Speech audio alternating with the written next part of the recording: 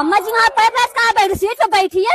अरे हाँ, ताकि हवा लगे नीचे जाके गिर जाऊं। छोड़िए मम्मी जी, बैठे रहने दो ही। चलो भैया। मम्मी आप कब आई? जब तू पैदा नहीं हुआ था। तेरी दादी आ रही है, बहू जाके कोई अच्छा सा देसी नाश्ता बना ले। जी मम्मी जी।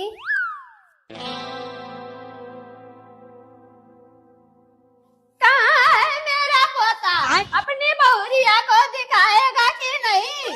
अरे हाँ अम्मा जी, देख लेना, घर पर ही है। अरे तो ले चलना, बता क्यों रही है? हाँ हाँ चलिए। एक किस दे दो बस। पर अपने जिस्म निकाल मेरी आंखों में चुप जाता है। अरे यार कितनी दूर खड़ी हो?